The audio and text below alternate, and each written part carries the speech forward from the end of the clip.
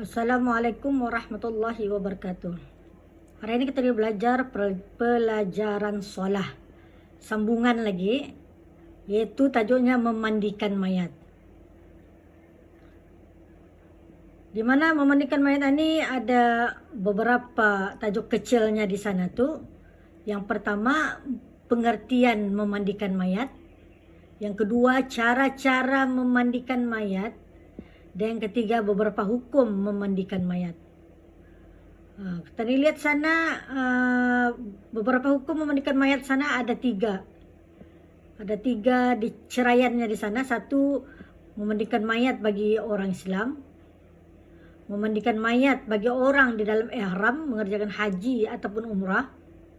Dan yang ketiga, memandikan mayat orang yang mati syahid. Oke, kita dibincangkan dulu. Cukup terangkan dulu mengenai dengan pengertian memandikan mayat. Memandikan mayat ialah meratakan air ke seluruh tubuh badannya, yaitu sesudah dibersihkan dan dihilangkan najis yang ada padanya. Biasanya kalau kita mandi ni, kita dibersihkan dulu diri kita ni. Buang segala daki-dakian, kotor-kotoran yang melekat di badan kita ni tu. Lepas satu baru tak kita ni dapat meratakan air ke seluruh badan. Kalau kita indah membersihkan diri kita ni dulu, air itu indahkan rata di tubuh badan kita ni. Pasal ada yang menghalang. Mana tu arah tubuh badan tadi ada sisik ikan kah? Ada dawat-dawat bolpen kah? Ada bakas menepek kah? Ada bakas cat kah? Sebab tu bersihkan dulu, buang daki-dakian dulu, buang najis-najis dulu, baru tah meratakan air ke seluruh badan. Okay. Kemudian cara-cara memandikan mayat. Cara-cara memandikan mayat yang lebih sempurna adalah seperti berikut.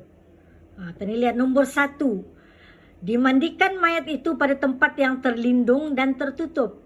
Biasanya kalau mayat tadi dimandikan di dalam di kawasan bilik mandi itu yang tempat yang terlindung dan tertutup.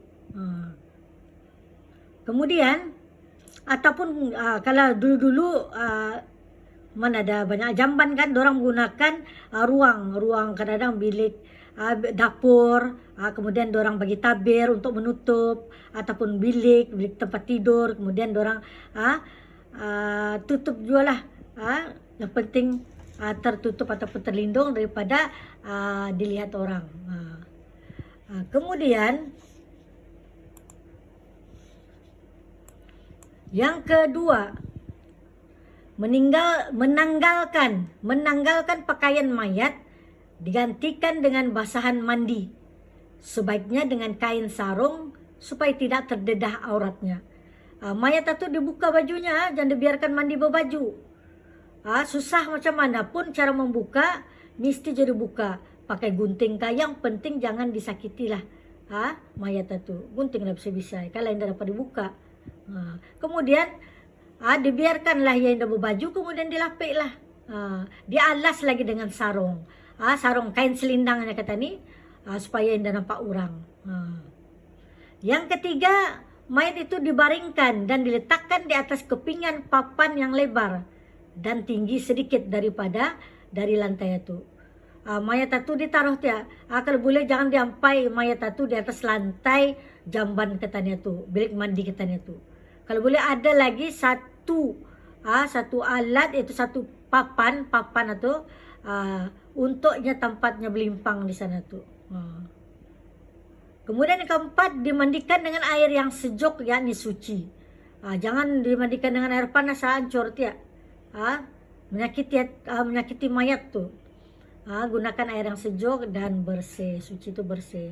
Yang kelima, sunat ditutup mukanya. Kalau boleh janganlah dilihatkan mukanya. Kalau cikgu seram pulang tu. Nampak seram, tapi kalau sudah di sana mungkin hilang seram itulah. Kata ni melihat dari jauh pun seram pulang kata ni itu, tapi sebaik-baiknya ditutuplah mukanya. Supaya kata ni tidak kekejutan, ujungnya terbuka matanya. Oke, yang keenam, mayat itu didudukkan di atas tempat mandi, ditaruh atau mandi, duduk sama ada dimandikan dan dicondongkan badannya ke belakang dengan disandarkan kepada lutut kanan tukang mandi. Ketani maksudnya ketani bangunkanlah dulu dudukkan. Tani sandarkan pakai lutut ketani. Supaya ketani dah sangat megang pakai tangan. Sekurangnya ada lutut itu ringan tuh tangan ketani daripada mengangkat mayat itu, mendudukkan mayat itu. Di tangan kanannya memegang mayat itu. Kemudian perut mayat itu ditekan dari atas ke bawah beberapa kali dengan tangan kiri supaya keluar segala kotoran yang ada di dalam perutnya, dan penolong tukang mandi menyiramkan air ke atas mayat itu. Artinya jangan duduk benar lah, yang penting tak angkat badannya itulah. Kita lihat nanti sekarang macam mana. Kemudian yang ketujuh, selepas itu hendaklah mayat itu dibaringkan, dilimpangkan lagi di dalam keadaan telentang, melayah. Kemudian hendaklah dibasuh kemaluan dan duburnya dengan tangan kiri yang telah dibalut dengan kain yang bersih sehingga kemaluan dan duburnya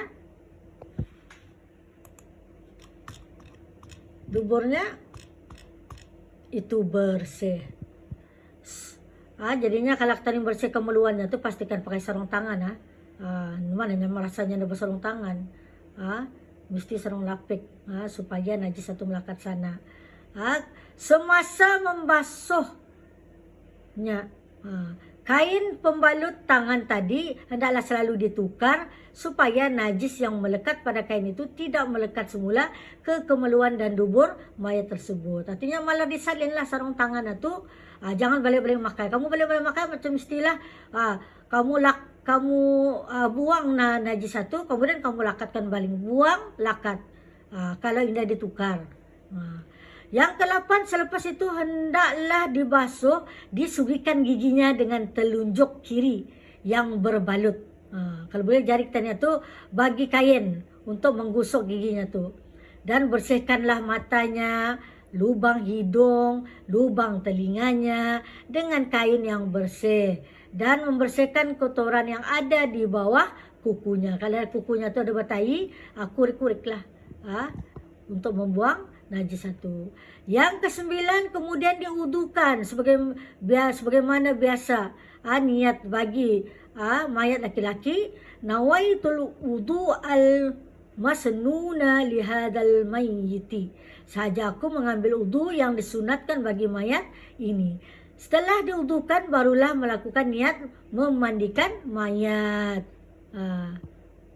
Lepas diudukan bagi mayat itu ketani mandikan. Bagi mayat lelaki ani niatnya nawaitul ghuslal wajibah li hadzal mayyit. Kalau mayat perempuan, bagi mayat perempuan nawaitul ghuslal wajibah li hadhil mayyitati. Okey. Kemudian cara yang ke-10 lagi, selepas itu hendaklah dibasuh dan digosok kepalanya dan janggutnya dengan air sabun dan air bidara, serta disikat rambut dan janggutnya dengan perlahan dan baik. Rambut dan janggut yang gugur hendaklah disimpan dan dimasukkan ke dalam kafannya itu nanti. Jangan dibuang arah sampah, biar masukkan arah kafannya nanti. Yang ke-11, hendaklah dibasuh dan digosok badannya dengan air pada bahagian sebelah kanan yang dimulai dari lembungnya yang dirusuk. Rusukan ini tempat tulang kata di bidai-bidai itu, yang paling bawah, tulang dadar tadi yang bawah itu, yang hampir atau parut katanya itu. Yang kanan termasuk termasuk yang sebelah kanan termasuk belakang hingga kakinya. Dan dibasuh, digosok. Selepas itu dibasuh dan digosok badannya dengan air pada bahagian sebelah kiri seperti mana yang dilakukan pada sebelah kanan tadi. Kiri dulu, barulah dibasuh sebelah kanan. Step by step lah, satu persatu. Yang ke-12, sesudah itu disiram mayat itu dengan air yang bersih dari hujung kepala hingga hujung kaki sebanyak 3 kali. Kemudian semua yang tersebut di atas adalah dikira sekali mandi. Sunat hukumnya memandikan mayat sebanyak 2 kali dan 3 kali. Yaitu mandi pertama dengan air bersih yang bersabun atau air bidara. Mandi kedua dengan air bersih. Dan mandi ketiga dengan air bersih yang bercampur sedikit kapur barus. 3 kali lah sekurang-kurangnya kita mandikan mayat itu. Oke, info di sana. Dan lihat. Wajib meratakan dan mendatangkan air ke seluruh badan mayat itu. Yang pertama, hendaklah ia dibasuh hingga barang zahir daripada kemeluan perempuan janda seperti tatkala ia duduk di atas 2 kakinya semasa ia hidup. Artinya meratakan, walaupun ia perempuan itu statusnya janda, secara mandikan pun kurang lebih wajib diratakan air itu ke seluruh badan. Yang kedua, hendaklah buka khulfah, kemeluan lelaki yang kulub. Ini bagi yang dah bersunat nih. Itu namanya kulub. Jika khulfah itu mudah dibasuh, barang yang di bawahnya, maka ia dibasuh. Kalau dapat dibasuh, yang dah bersunat tadi dibasuh. Jika khulfah itu sukar dibuka, walaupun ia suci, maka hendaklah diganti dengan tayamum. Kalau yang dah bersunat itu payah dibuka-buka, akan membuang najisnya, diganti saja dengan tayamum. Jika khulfah itu sukar dibuka walaupun tidak suci, maka hendaklah diganti dengan tayamum. Jika juga sebagaimana kata Ibnu Hajar. Ini pun kalau sudah tidak dibuka juga, walaupun tidak suci, tadi atas suci, ini tidak suci, diganti juga dengan tayamum. Oke.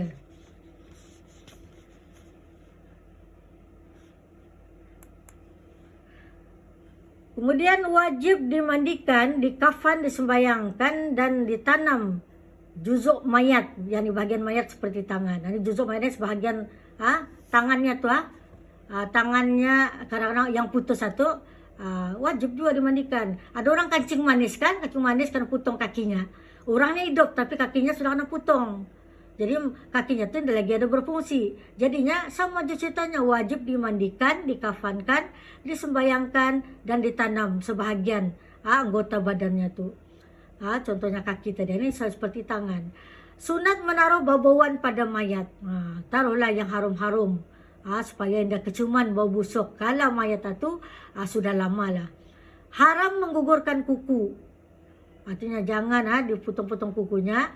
Rambut dan bulu-bulu mayat, kalau tanpa sengaja lah tuh, maksud cikgu kalau sengaja, jangan digugurkan rambutnya, kukunya, bulu-buluannya kalau sengaja. Kalau enggak sengaja oke lah, macam kata ni andang diarahkan sudah disikat rambutnya, tercabut, tergugur rambutnya, itu tidak jadi masalah. Jika barang itu tergugur seperti rambutnya luruh semasa dimandikan, maka yang hendaklah dimasukkan dalam kafan. Inilah tadi yang cikgu, dan dia sengaja nih supaya dapat ditanam bersama. Wajib mayat itu ditayamumkan jika ketiadaan air atau umpamanya seperti mayat itu terbakar. Jika ia dimandikan akan hancur. Itulah mengenai dengan bagi mayat orang Islam.